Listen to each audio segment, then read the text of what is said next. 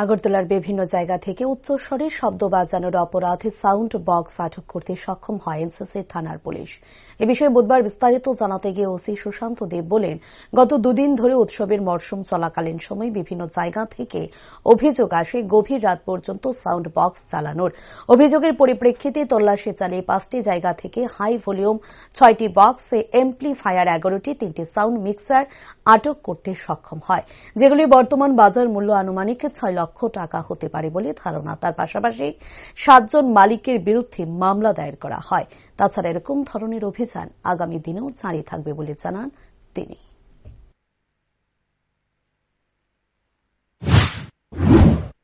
আমরা গত পরশুদিন বিভিন্ন জায়গা থেকে কমপ্লেন আসছিল, যদিও ফেস্টিভ সিজন চলছে, কিন্তু রাত্রে 2টা, 3টা, 4টা হিউজ ভুল ভলিউম চালিয়ে বিভিন্ন এলাকাতে বক্স বাজছিল, যেখানে সাধারণ যারা বাড়িতে হাই বিপি পেশেন্ট আছে, রোগী আছেন, ওদের খুব অসুবিধা হচ্ছিল। যারা কিন্তু অনেকবার আমরা পুলিশ থেকে বারণ করার পরও কিন্তু ওরা স্টপ করেনি বা ভলিউম কম করেনি।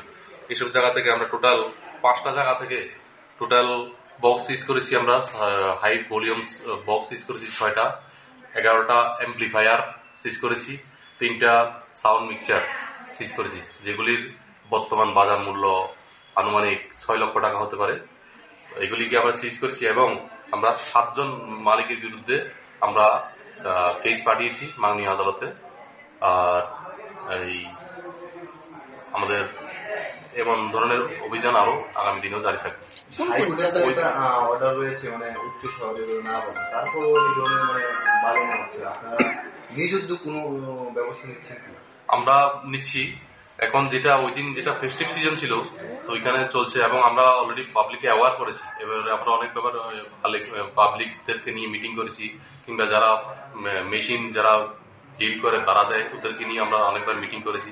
ওই দিন আমরা অতিরিক্ত হয়ে গেছে, এই সময় আমাদের মাননীয় আমাদের জেলা এসপি সাহেব, এডিশনাল এসপি রুরাল, এসডিপিও সাহেব, আমরা সবাই থানার অফিসার সহ সবাই মিলে গিয়ে আমরা এই রেডগুলি করেছি এবং সবাই উদ্যোগে আমরা এটা সিজ করতে পেরেছি।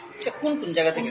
এখানে আমরা রামনগর থেকে সিজ করেছি, চানমারি থেকে, ভুবনবন, মধ্য ভুবনবন এবং বরজলা, 7টা জায়গা থেকে সিজ করেছি। ধন্যবাদ।